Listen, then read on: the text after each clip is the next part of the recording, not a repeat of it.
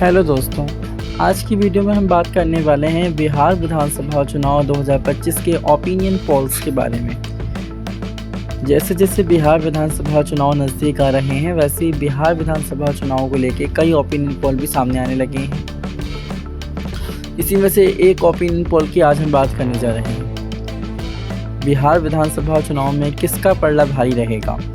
क्या एनडीए नीतीश कुमार के नेतृत्व में फिर से सरकार बनाएगा या तेजस्वी यादव इंडिया अलायंस के साथ नीतीश कुमार की सरकार को उखाड़ फेंकेंगे?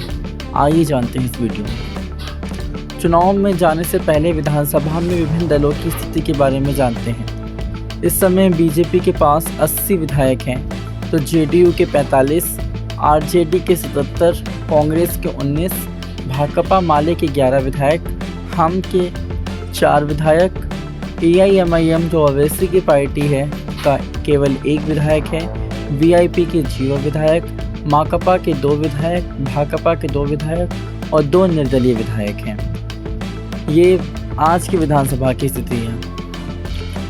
इन चुनाव में 2 बड़े गठबंधन हैं। इसमें कई छोटी छोटी पार्टियां मिलकर चुनाव लड़ रही हैं। इसमें एक बड़ा गठबंधन है एनडीए, जिसमें बीजेपी, जेडीयू और कई छोटी पार्टियां हैं, और दूसरा बड़ा गठबंधन है इंडिया गठबंधन, जो बिहार में महागठबंधन भी कहा जाता है। इसमें आरजेडी, कांग्रेस, लेफ्ट पार्टियां शामिल हैं।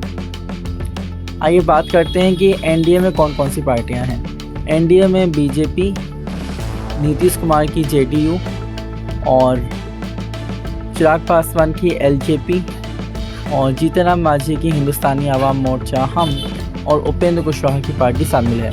हालांकि चुनाव के नज़दीक आते ही चिराग पासवान ने पिछली बार की तरह इस बार भी 243 सीटों पर चुनाव लड़ने का दम भरा है, लेकिन वो एनडीए का पार्ट ही रहेंगी, क्योंकि केंद्र सरकार में चिराग पासवान कैबिनेट मंत्री हैं। इसीलिए ये एनडीए में तो रहेंगे, लेकिन विधानसभा चुनाव में शायद अलग से उम्मीदवार उतारेंगे। अब बात करते हैं इंडिया अलायंस के बारे में। इंडिया अलायंस या महागठबंधन में कांग्रेस, तेजस्वी यादव की आरजेडी और Bhakpa Male CPIML, communist party of India CPI, CPIM मार्क्सवादी और मुकेश सहनी की पार्टी विकासशील इंसान पार्टी इसमें शामिल है। इसमें 6 प्रमुख पार्टियां हैं। आइए बात करते हैं कि कौन कितनी सीटों पर लड़ सकता है चुनाव। महागठबंधन और एनडीए में भी सीटों का बंटवारा नहीं हुआ है, हालांकि इस पर जल्दी ही इसको फाइनल किया जा सकता है। बात कर लेते हैं सबसे पहले इंडिया अलायंस के बारे में। 243 सीटें हैं बिहार विधानसभा में कुल, जिसमें एक बार फिर से आरजेडी सबसे ज़्यादा सीटों पर चुनाव लड़ सकती है। तकरीबन आरजेडी 125 से 130 सीटों पर चुनाव लड़ सकती है। वहीं कांग्रेस पार्टी 50 से 55 सीटों पर चुनाव लड़ सकती है। तो भाकपा माले को इस बार उसके पहले के प्रदर्शन को देखते हुए 30 से 32 सीटें दी जा सकती हैं। वहीं अदर लेफ्ट पार्टी जैसे भाकपा और माकपा को 10 सीटें दी जा सकती हैं। वहीं विकासशील इंसान पार्टी को 20 से 22 सीटें दी जा सकती हैं। आइए बात करते हैं कि एनडीए में सीट बंटवारा किस तरह हो सकता है। एनडीए में अब 3-4 ही प्रमुख दल हैं। इसमें बीजेपी एक बार फिर से 125 से 130 सीटों पर चुनाव लड़ सकती है। तो नीतीश कुमार की जेडीयू को 100 से 105 सीटें दी जा सकती हैं। वहीं जीतन राम मांझी की पार्टी को 10 से 12 सीटें दी जा सकती हैं। तो उपेंद्र कुशवाहा की पार्टी को 3 से 5 सीटें दी जा सकती हैं। आइए बात करते हैं ओपिनियन पोल के बारे में। इस ओपिनियन पोल में ये पूछा गया कि वर्तमान सरकार पर लोगों की प्रतिक्रिया, वर्तमान बिहार राज्य सरकार से लोगों की प्रतिक्रिया क्या रही। तो बहुत अच्छी, नीतीश कुमार की सरकार को बहुत अच्छी बताने वाले केवल 10% लोग थे। वहीं नीतीश कुमार की सरकार से 15% लोग ऐसे थे जो संतुष्ट बताते हैं। वहीं असंतुष्ट बताने वाले लोगों में 45% लोगों ने कहा कि वे सरकार से असंतुष्ट हैं और सरकार को बदलना चाहते हैं।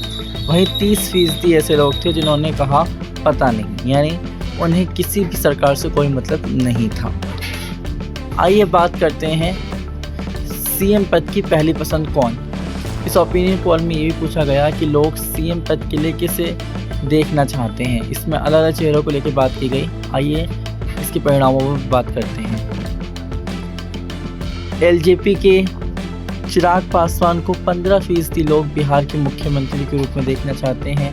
वहीं वर्तमान में बिहार के उप मुख्यमंत्री बीजेपी नेता सम्राट चौधरी को 8% लोग उप मुख्यमंत्री के रूप में देखना चाहते हैं।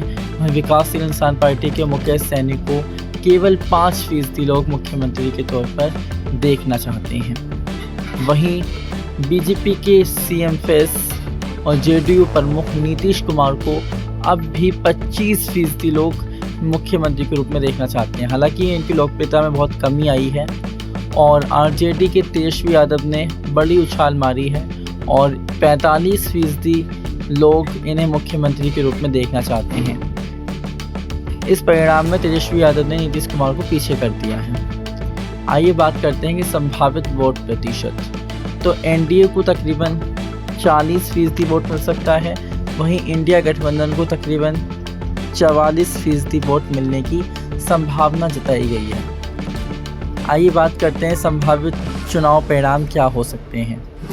इसमें हम प्रत्येक पार्टी की कितनी सीटें मिल सकती हैं इस पर बात करेंगे। तो इस ओपिनियन पोल में बताया गया है कि लोक जनशक्ति पार्टी के चिराग पासवान को अलग से लड़ने के कारण केवल 0 से 2 सीटें ही हासिल होती दिखाई दे रही हैं। जी हाँ, चिराग पासवान की एलजेपी केवल 0 से 2 सीटें ही जीत सकती है। वहीं असदुद्दीन ओवैसी की ऑल इंडिया मजलिस इत्तेहादुल मुस्लिमीन इस बार 1 से 3 सीटें जीत सकती है। 2020 के चुनाव में ओवैसी की पार्टी ने काफ़ी अच्छा प्रदर्शन किया था और 5 सीमांचल से विधायक जीते थे, जबकि इसमें से 4 विधायक आरजेडी में शामिल हो गए। इस बार ओवैसी की सीटें घट सकती हैं और केवल 1 से 3 विधायक ही जीत सकते हैं। वहीं हिंदुस्तानी आवाम मोर्चा इन चुनावों में 3 से 4 सीटें हासिल करती हुई दिखाई दे रही है, जो एनडीए का हिस्सा है। और भारतीय कम्युनिस्ट पार्टी सीपीआई इन चुनाव में 2 से 3 सीटें हासिल कर सकती है। और communist party of India Marxist, जिसे माकपा भी कहा जाता है, इन चुनाव में 3 से 4 सीटें हासिल कर सकती है। वहीं इंडिया अलायंस की पार्टी विकासशील इंसान पार्टी, जो मुकेश सैनी की पार्टी है, मल्लाहों में इसका काफ़ी अच्छा खासा जनाधार है। ये पार्टी 4 से 6 सीटें हासिल करती हुई इस ओपिनियन पोल में दिखाई दे रही हैं। बात कर लेते हैं भाकपा माले के बारे में। Communist party of India Marxist Leninist liberation party 20 से 25 सीटें हासिल करती हुई दिखाई दे रही है। इस ओपिनियन पोल में सीपीआई एमएल काफ़ी अच्छा प्रदर्शन कर रही है और 20 से 25 सीटें हासिल कर सकती है। वहीं कांग्रेस पार्टी, जिस पर सबकी नज़रें हैं, इस बार 25 से 30 सीटें हासिल करती हुई दिखाई दे रही है। 2020 के चुनाव में कांग्रेस पार्टी ने केवल 19 सीटें जीती थी, इसीलिए इस बार उसे कम सीट लेने की भी बात की जा रही है। कांग्रेस पार्टी इस ओपिनियन पोल में 25 से 30 सीटें हासिल करती हुई दिखाई दे रही है। वहीं बात करते हैं जेडीयू की। जनता दल यूनाइटेड, जो एनडीए की पार्टी है, नीतीश कुमार की पार्टी है, इन चुनाव में इसका प्रदर्शन और घट सकता है और केवल 35 से 40 सीटें ही हासिल करती हुई दिखाई दे रही हैं। 2020 के विधानसभा चुनाव में नीतीश कुमार की पार्टी ने 43 सीटें जीती थी, जो इस बार घट के 35 से 40 ही रह सकती हैं। बात कर लेते हैं बीजेपी के बारे में। तो भारतीय जनता पार्टी इन चुनाव में 55 से 60 सीटें हासिल करती हुई दिखाई दे रही है। वर्तमान में बीजेपी के 80 विधायक हैं। तो इस ओपिनियन पोल के अनुसार बीजेपी 20 से 25 विधायकों को गंवा सकती है। बीजेपी की सीटें कम हो सकती हैं और बीजेपी केवल 55 या 60 सीटें ही जीत सकती है, इस ओपिनियन पोल के मुताबिक। बात कर लेते हैं तेजस्वी यादव की पार्टी राष्ट्रीय जनता दल।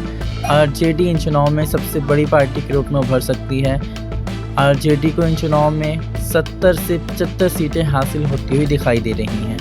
तेजस्वी यादव एक बार फिर से बिहार विधानसभा में सबसे बड़ी पार्टी के रूप में अपनी पार्टी को ला सकते हैं और इनकी पार्टी काफ़ी अच्छा प्रदर्शन कर रही है। अब बात कर लेते हैं अन्यों के बारे में। इसमें निर्दलीय और प्रशांत किशोर की पार्टी शामिल है। तो इन अन्यों में केवल 3 से 5 सीटें ही जीत सकते हैं। अब बात कर लेते हैं गठबंधन के अनुसार किस अलायंस को कितनी सीटें हासिल हो रही हैं। तो एनडीए गठबंधन में भाजपा को 55 से 60 सीटें, जदयू को 35 से 40 सीटें, हिंदुस्तानी आवाम मोर्चा को 3 से 4 सीटें, तो एलजेपी को भी अगर जोड़ लिया जाए तो 0 से 2 सीटें, और अगर अन्य को भी मिला लें तो 3 से 5 सीटें हासिल होती हुई दिखाई दे रही हैं। इस तरह अगर एवरेज निकाला जाए तो एनडीए गठबंधन इन चुनाव में 103 सीटें हासिल करता हुआ दिखाई दे रहा है, जो बहुमत के आंकड़े 122 से काफ़ी कम हैं। इस तरह नीतीश कुमार की सरकार इन चुनाव में जा सकती है। बात कर लेते हैं इंडिया गठबंधन के बारे में। तो इंडिया गठबंधन में सभी दल अच्छा प्रदर्शन कर रहे हैं, जिसमें राजद 70 से 75 सीटें जीत सकती है, तो कांग्रेस पार्टी 25 से 30 सीटें, भाकपा माले 20 से 25 सीटें, विकासशील इंसान पार्टी 4 से 6 सीटें, माकपा 3 से 4 सीटें और भाकपा 2 से 3 सीटें जीत सकती है। इस तरह एवरेज इंडिया अलायंस 134 सीटें जीत सकता है और बिहार में सरकार बना सकता है। इंडिया अलायंस 134, इसमें 5 सीटें कम ज़्यादा हो सकती हैं। वहीं एनडीए अलायंस 100, 105 या 95 तक रुक सकता है, तो वहीं अन्य 2 से 3 सीटें हासिल करते हुए इस ओपिनियन पोल में दिखाई दे रहे हैं। इस ओपिनियन पोल के मुताबिक महागठबंधन की सरकार बिहार में बनने जा रही है। बिहार विधानसभा चुनाव में आपके अनुसार अगला सीएम कौन बनने वाला है और किस तरह के चुनाव परिणाम आएंगे, आप कमेंट में ज़रूर बताइएगा। बिहार का अगला सीएम कौन होगा, कमेंट में लिखकर ज़रूर बताइए। और आपके अनुसार कौन सी पार्टी बिहार में सबसे बड़ी पार्टी बनेगी और सरकार बनाएगी, कमेंट में ज़रूर लिख के बताइएगा। ये एक ओपिनियन पोल है जिसमें बताया गया है कि इंडिया अलायंस सरकार बना सकता है। बाकी अभी चुनाव दूर हैं और बाकी असली परिणाम तो जनता ही तय करेगी। आपके अनुसार किसका पलड़ा भारी है, कमेंट में ज़रूर लिखिएगा। Thank you, like, subscribe our channel.